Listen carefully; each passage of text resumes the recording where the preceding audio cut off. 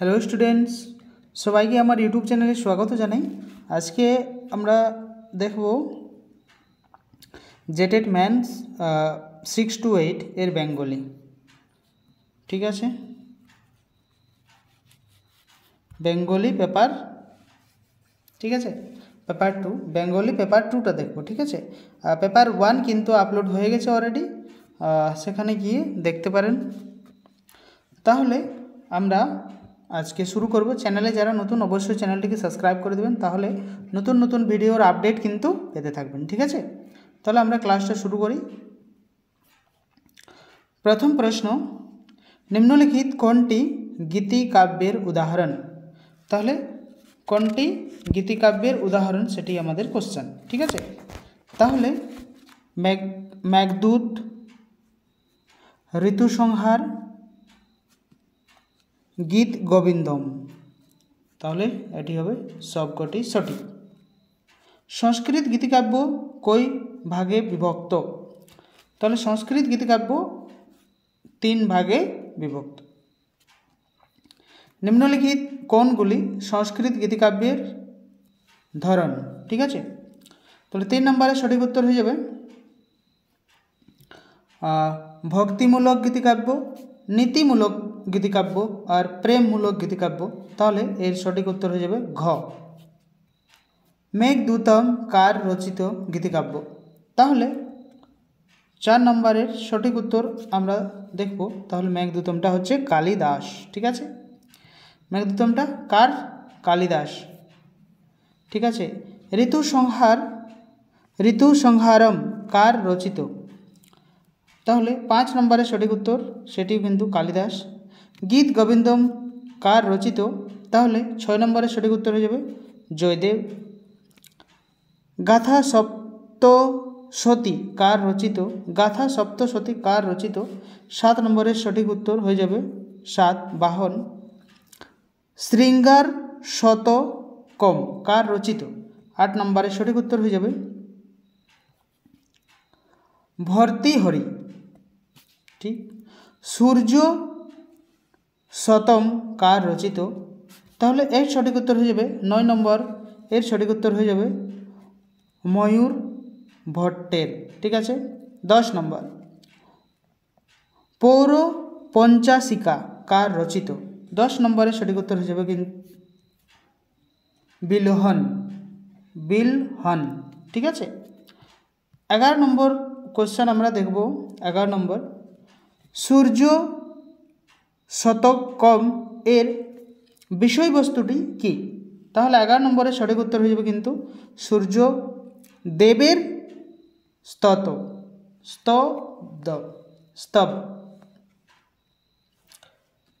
গীত গোবিন্দম এর বিষয়বস্তু কি? 12 নম্বরের সঠিক উত্তর হয়ে যাবে 12 নম্বরের সঠিক উত্তর হয়ে যাবে রাখা কৃষ্ণের শাশ্বত প্রেম লীলা। গাথা সপ্তশতী এর বিষয়বস্তুটা কি? 13 নম্বর।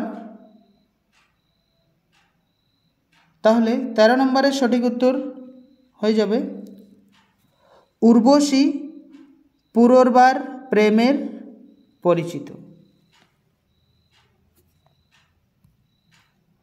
পরে 14 নম্বর কোশ্চেনটা দেখব আমরা। শৃঙ্গার শতকম এর বিষয়বস্তুটা কি? 14 নম্বর। তাহলে এটির বিষয়বস্তুটা হচ্ছে প্রেমের মধুরতা থেকে জীবনের দাম কবির কাছে অনেক বেশি। 15 নম্বর, গীতি কবিতা কি কি প্রকারের?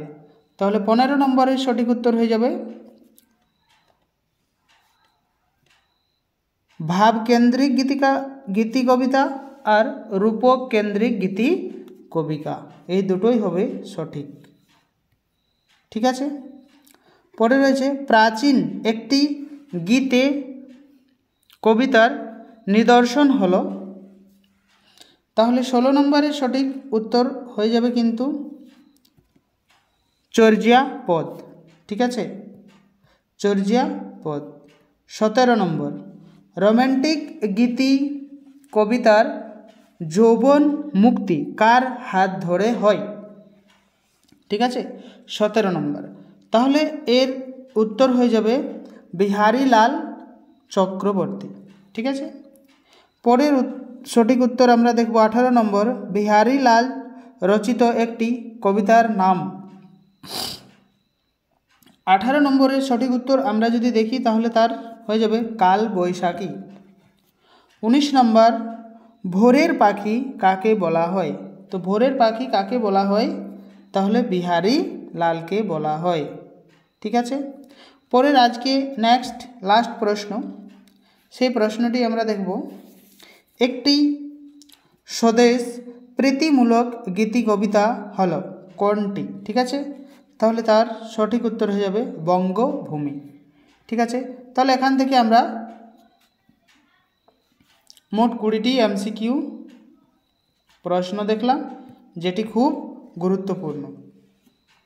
ঠিক আছে, তাহলে চ্যানেলে যারা নতুন অবশ্যই চ্যানেলটিকে সাবস্ক্রাইব করে দেবেন এবং লাইক তো করতেই হবে, না হলে লাইক না হলে কিন্তু ভালো লাগে না। ঠিক আছে, ভিডিও পুরো দেখার জন্য সবাইকে অনেক অনেক ধন্যবাদ। থ্যাংক ইউ সবাইকে। কোনো অসুবিধা থাকলে কমেন্টে অবশ্যই লিখবে। পার্সোনাল কিছু অসুবিধা থাকলে হোয়াটসঅ্যাপ নাম্বার দেওয়া আছে 9199154669। ঠিক আছে, এই নাম্বারে যোগাযোগ হোয়াটসঅ্যাপ মেসেজ করতে পারেন। থ্যাংক ইউ সবাইকে, ধন্যবাদ।